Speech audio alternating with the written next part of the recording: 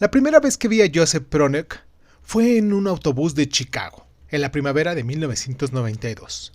Llevaba un abrigo marrón demasiado grande para él, como si lo hubiera heredado de un padre muerto, y miraba fijamente por la ventana con una expresión que oscilaba entre el asombro y el terror.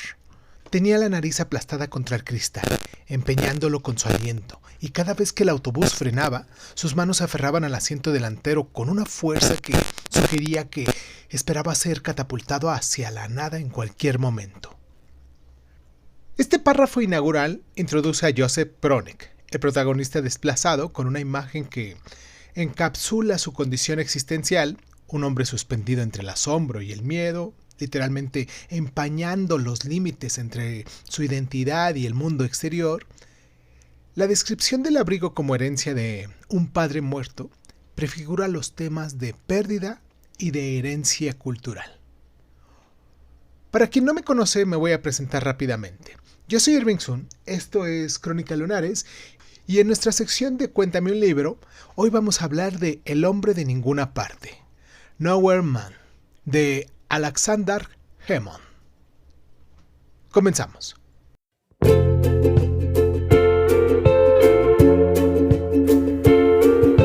Hola, bienvenidos a Crónica Lunares de Sun. Yo soy Irving Sun. Escúchanos en tu plataforma favorita. Y si quieres tener acceso preferente, dale al botón de membresías en YouTube y ahí encontrarás audios exclusivos para miembros de este canal. Y sin más ni más, ¿qué tal si comenzamos?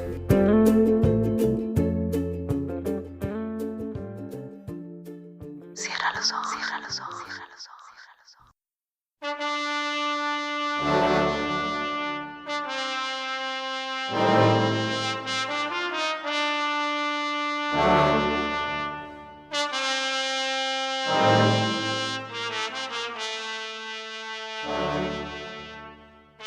El hombre de ninguna parte, Nowhere Man en inglés, escrita en el año 2002, es una novela del escritor bosnio-estadounidense Alexander Hemon, conocida por su exploración desgarradora y fragmentaria del exilio, la identidad y la memoria, a través de la vida de Joseph Pronek, un joven bosnio atrapado entre dos mundos tras la guerra de Sarajevo.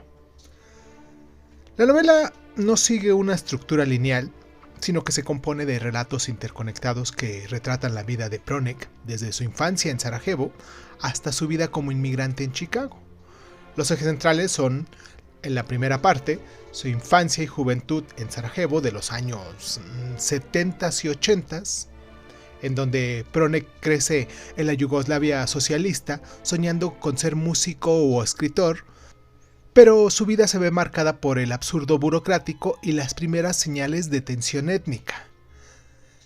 También pasamos a conocer a su familia, un padre comunista escéptico y una madre melancólica, que refleja las contradicciones de la sociedad yugoslava. En la segunda parte, la guerra y el exilio que ya nos traslada a los años 90, en 1992, mientras él visita Chicago, Sarajevo cae bajo el asedio y Pronek ya no puede regresar. Se convierte en un apátrida atrapado en un limbo legal y emocional. Sobrevive con trabajos precarios, entre ellos lavando platos, como profesor de inglés improvisado, mientras intenta entender su nueva identidad como refugiado. En la tercera y última parte, nos desarrolla la vida en Estados Unidos, donde Pronek es un hombre invisible. Los estadounidenses no saben ubicar su acento, ni su pasado, ni su dolor. Sus experiencias oscilan entre lo cómico, con un romance fallido con un activista, y lo trágico, con las noticias de amigos muertos en la guerra. Hablando de un análisis literario, en este caso, esta es una novela fragmentaria que mezcla ficción autobiográfica, ensayo y crónica migrante. La estructura está hecha en saltos temporales, ya que nos hace viajar a Bosnia antes de la guerra, o sea, en los años de 1980s, a Chicago en los años 90, y también con ciertos flashbacks oníricos. También tiene voces narrativas, ya que se alterna en tercera persona y testimonios ficticios y cartas. El estilo es una prosa híbrida con ironía dolorosa, mezclando inglés y expresiones bosnias sin poder tener una traducción como tal. Y a mi parecer hay ciertos temas clave que desarrollan en toda esta historia. Uno de ellos es el desarraigo como condición permanente, ya que Pronek no encaja ni en Estados Unidos ni en Sarajevo, que ya no existe. El segundo de ellos es el lenguaje como un tipo de refugio y barrera, ya que Emon, en el caso de como le sucede también a Pronek, aprendió inglés de adulto y la novela juega con los malentendidos lingüísticos. El tercer punto que también se me hizo importante es la guerra como un tipo de telón de fondo. La violencia en Bosnia no se describe directamente, pero pesa sobre cada decisión de Pronek. Y por último, hay identidades fragmentadas, ya que Pronek es visto como un extranjero, diciendo que es el refugiado o el balcánico, pero nunca como él mismo. Joseph Pronek representa la identidad líquida, de adolescente en Sarajevo a inmigrante invisible en Chicago. También representa el trauma del exilio, ya que niega su dolor con un humor ácido diciéndonos: soy un refugiado profesional. Y representa por último el síndrome del impostor, ya que se inventa pasados alternativos para poder adaptarse. Los personajes secundarios en esta obra, Rora, por ejemplo, que es el fotógrafo, representa la memoria imposible de capturar. La madre de Pronek representa su silencio y simboliza lo intraducible de toda esta pérdida. En la dimensión social o histórica, hace pasajes sobre la guerra de Bosnia, que fue de 1992 a 1995, indicándonos que la novela es un monumento literario a Sarajevo sitiado. Nos traslada por la denuncia de la indiferencia occidental, ya que en Chicago solo les importaba si eran musulmanes. Y también nos muestra pasajes sobre la inmigración en Estados Unidos. Pronek es un refugiado económico antes que ser un refugiado político y tiene una visa temporal. Critica el sueño americano como espejismos para estos desplazados. Pero hablando un poquito más de Alexander Hemon. Él nació en Sarajevo, en lo que era entonces Yugoslavia. Tiene un punto de quiebre en 1992 durante un viaje a Chicago donde estalla la guerra y no puede regresar, igual lo que le sucede a nuestro personaje. Es autodidacta ya que aprendió inglés leyendo a Nabokov, como lo hace también Pronek en la novela. Y tiene varias obras importantes, pero hablaremos de dos de ellas. Una de ellas, o la primera, que ya hemos hecho alguna reseña aquí, se llama El Proyecto Lázaro, escrita en el año 2008. Y la segunda, que también pudieses echarte un clavado y buscar aquí en el buscador, aquí en el programa, su reseña, es El libro de mis vidas, hecho en el año 2003. Ganó el premio MacArthur, el Genius Grant, en el 2004. Y en cuestiones de sus influencias literarias, hay un escritor llamado Danilo Kiss que mezcla la ficción y el documento histórico y fue influenciado por él para poder escribir también esta novela. También lo influenció Joseph Conrad, ya que él utiliza el inglés como lengua adoptada. Y obviamente Jorge Luis Borges con sus laberintos identitarios. Y pues en esta obra hay una influencia vital, que es su propia experiencia como refugiado apátrida. Pronek es el alter ego de Emon, ya que ambos llegaron a Chicago en el año de 1992. El título original, Nowhere Man, rinde homenaje a una canción de los Beatles, pero también es un estatuto legal de persona en espera, o sea, sin ciudadanía. Y está el dato curioso del inglés de Emon, ya que escribió esta novela en su tercera lengua. Él sabía serbo-croata y también sabía ruso. Pronek trabajaba limpiando pollos muertos en una fábrica, o sea, el símbolo de la deshumanización. Y uno de estos capítulos de esta novela está escrito como formulario burocrático de inmigración. Las obras posteriores de Alexander Emon profundizan en el trauma bosnio, en su libro El Proyecto Lázaro. En otros escritores ha influenciado en Dinao Mengistu, en su libro The Beautiful Things and the Heaven Bears, que nos habla del exilio africano en Estados Unidos, y en Valeria Lousegi, con su libro Los Ingrávidos, que nos habla de las narrativas fragmentarias del desplazamiento. En la cultura, Aleksandar Hemond ha influenciado en fotógrafos como Milovic Kovacevic, en películas como Welcome to the Sarajevo, que se hizo o se estrenó en el año 1997. Y bueno, en conclusión, El hombre de ninguna parte es una novela llaga, por así decirlo, que nunca cicatriza, ya que Alexander Hemond convierte el desarraigo en arte, mostrando cómo la identidad se construye con los intersticios de la lengua y la memoria.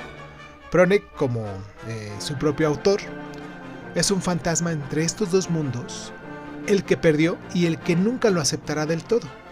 Y bueno, si a ti no te importa que hablemos de esto con spoilers, te recomiendo que después del corte te quedes con nosotros. Pero si no has leído la novela y si te importan los spoilers, te recomiendo entonces que le pongas pausa, que vayas a terminar el libro y que después regreses para escuchar esta reseña un poquito más minuciosa y con pasajes que nos hablan de aquí del libro, y pues vamos a empezarla a desmenuzar. ¿Les parece? Vamos a la pausa. Antes de que te vayas, si es que te vas, suscríbete, pon like y ponme aquí en los comentarios de cuál novela te gustaría que habláramos o cuál es tu novela favorita, o contribuye también con nosotros para poder ampliar un poquito más sobre estas reseñas, ¿vale? Vamos a la pausa y regresamos.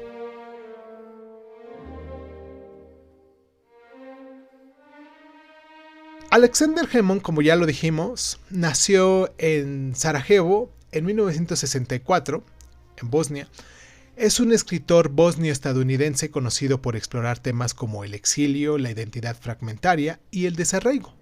El hombre de ninguna parte, con su título original Nowhere Man, es su segunda obra, una novela fragmentaria que sigue la vida de Josip Pronek, un joven bosnio atrapado entre estos dos mundos, la Sarajevo de su infancia y el Chicago de su exilio forzado por la guerra de Bosnia, entre lo que es 1992 y 1995.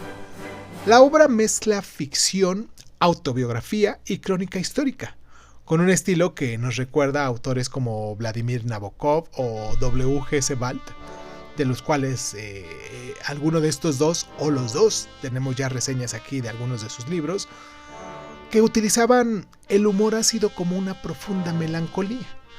En la primera parte nos habla de su infancia y juventud en Sarajevo.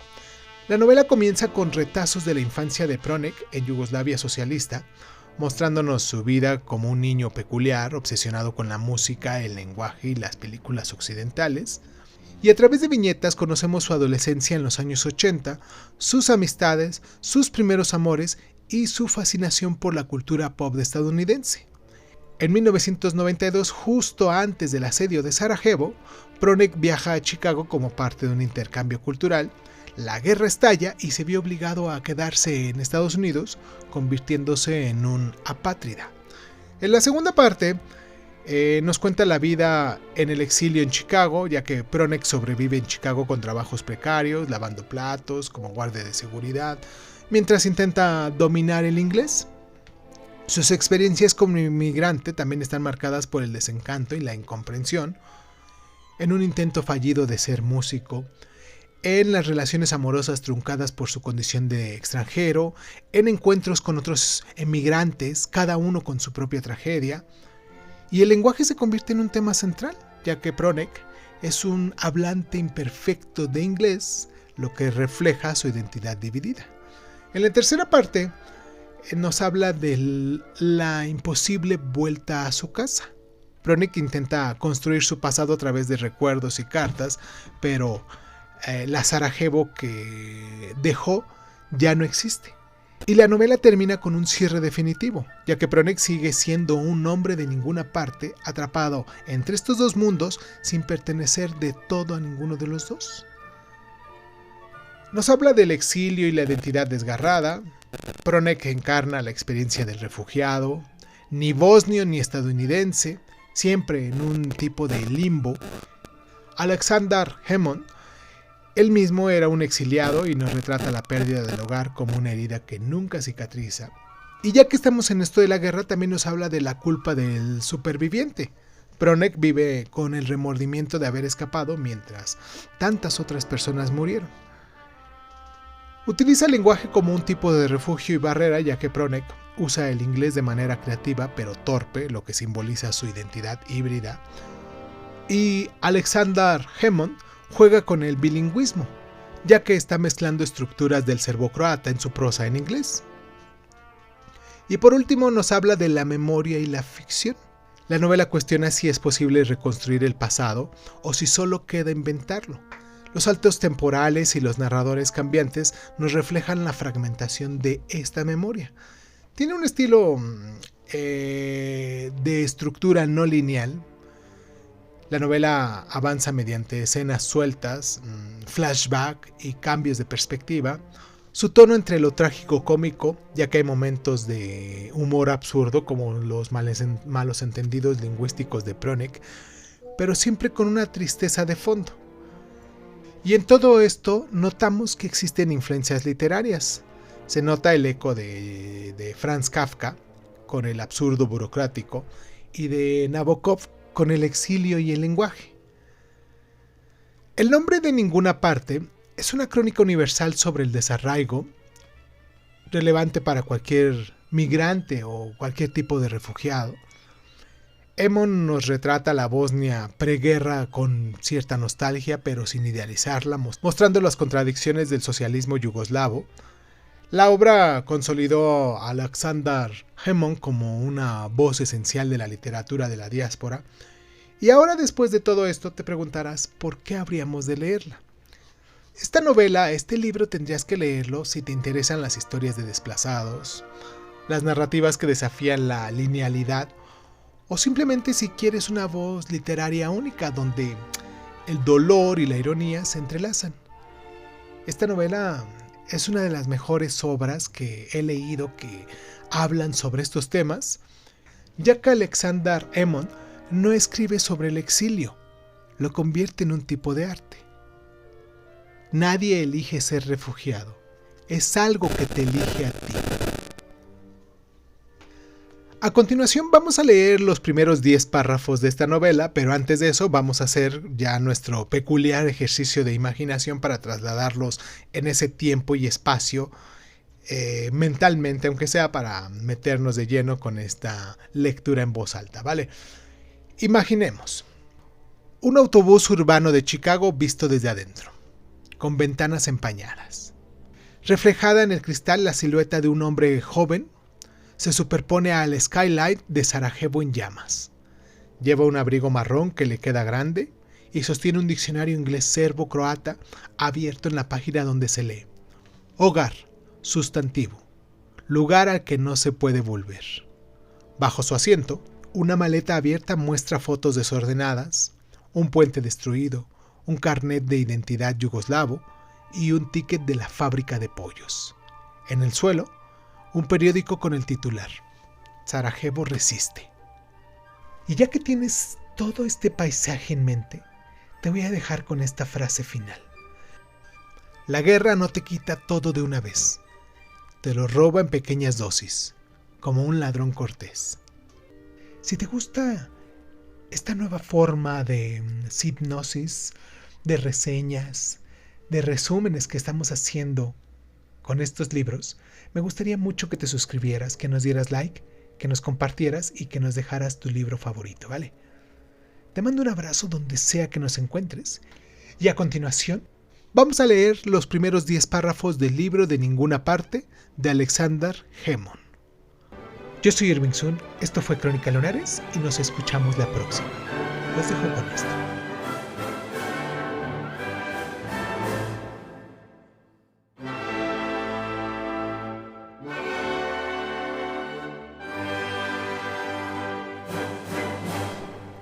El hombre de ninguna parte. Alexander Hammond. 1. Pascua. Chicago, 18 de abril de 1994. De haber estado soñando, habría soñado que era otra persona, con una diminuta criatura amadrigada en mi cuerpo, arañándome las paredes del pecho. Un sueño recurrente. Pero estaba despierto. Escuchaba la llovizna del interior de mi almohadón, los muebles que se combaban furtivamente, la casa que crujía bajo los embates del viento. Estiré las piernas, con lo que la manta menguó y mi pie derecho asomó del sedimento de la oscuridad como un faro achaparrado y apagado. Las persianas farfullaron algo, comentando mi movimiento, pero enseguida callaron. Cerré la puerta del baño y los colgadores de las toallas temblaron. Había un acre olor a cortina de ducha de plástico y a jabón desintegrándose. El inodoro estaba boquiabierto y en su interior había un trozo de papel medio disuelto que palpitaba como una medusa. Del grifo salían tercas gotitas. Me quité los calzoncillos y los coloqué en un montón. A continuación, me metí en la ducha, detrás de la cortina, y dejé correr el agua. Ínfimos arcoíris encerrados en el interior de las gotitas formaron el inevitable y vertiginoso torbellino, mientras fantaseaba con derretirme bajo la ducha y desaparecer por el desagüe. Bajé las escaleras llevando un montón de ropa sucia, procurando no tropezar con el impertinente gato. Coloqué la ropa encima de la lavadora, que se estremeció como un placer, y tiré de la cuerda que colgaba en la oscuridad. Alrededor de la bombilla, el aire se llenó de telarañas. Tuve que esperar a que dejara de dar vueltas antes de meter la ropa en la lavadora, por lo que seguí al gato hasta la otra habitación. Había cajas llenas de objetos que debían haber sido abandonados por los inquilinos. ¿Quiénes serían? Que anteriormente habían vivido en uno de los departamentos. Rollos de papel pintado, un paraguas con las varillas rotas, un balón de fútbol deshinchado, una colección de zapatos con medias suelas, un marco sin fotos, marañas de polvo anónimo. De nuevo en el lavadero trasladé las ropas empapadas en los pisos de arriba de la secadora. A continuación llené la lavadora. En la otra habitación el gato galopaba de un lado a otro y emitía sonidos de lucha, persiguiendo algo que yo no podía ver. Aquel era el día de la entrevista. Por pura desesperación había llamado, me parecía que hacía años, y concertado una entrevista para trabajar de profesor de inglés como segunda lengua. Me había quedado sin trabajo en la librería del Instituto de Arte cuando acabó la temporada de Navidad, incluida la locura del periodo posterior de rebajas. Mi trabajo consistía en desempaquetar cajas de libros, colocarlos en los anaqueles y luego aplastar las cajas y tirarlas. Aplastar las cajas era mi parte favorita, esa destrucción controlada y benigna. 2 huevos blancos se agitaban en el agua hirviendo, como ojos sin iris. El suelo estaba pegajoso, de modo que tenía que despegar las suelas a cada paso. Me acordé de las películas en las que la gente camina por el techo, boca abajo. Una cuchara correteó por la madera de cortar, intentando esconderse detrás de la cocina, en un lugar seguro. Imaginé el calor grasiento de allá atrás, los valles de suciedad, los cables serpenteando como carreteras. Me imaginé ahí, después de haber agarrado un pedacito de alguna monda, después de haber sido partido en 2 por algo inmenso que se cernía sobre mí. Lo había intentado en otras librerías, pero no me querían. Había intentado encontrar debajo del camarero, contando elaboradas mentiras acerca de mi experiencia en los mejores restaurantes de Sarajevo, todos ellos de gran categoría europea. Por un total de $64, vendí un frutón venido a menos con un intrincado dibujo de vómito de gato. Una mesa que cojeaba con 4 sillas inexplicablemente arañadas, como si hubieran caminado por campos de alambre de espino. Iba atrasado con el alquiler, y ya había consultado la palabra desahuciar en el diccionario, con la esperanza de que el primer significado, quitar a alguien toda esperanza de conseguir lo que desea, pudiera más que la tercera definición, la que interesaba al dueño y me salvara el culo. Lo que resultaba aterradoramente simple era que cuando yo estaba dentro no había nadie en el porche. Las sillas de plástico verde se congregaban alrededor de nada. El columpio aún temblaba bajo el peso invisible. Las macetas vacías les hacían frente como cabezas de la isla de Pascua. La mosca zumbaba en el cristal, como si intentara atravesado con una sierra diminuta.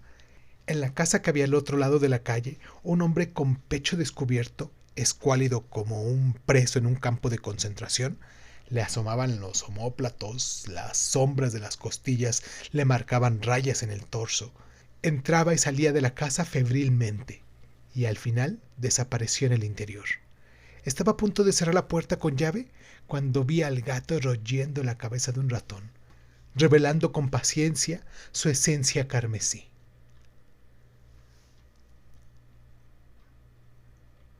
Y no había sido solo el dinero.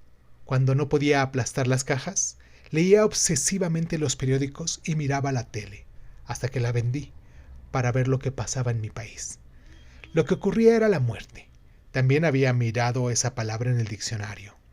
El acto o hecho de morir, el fin de la vida, el cese definitivo e irreversible de las funciones vitales de una planta o de un animal.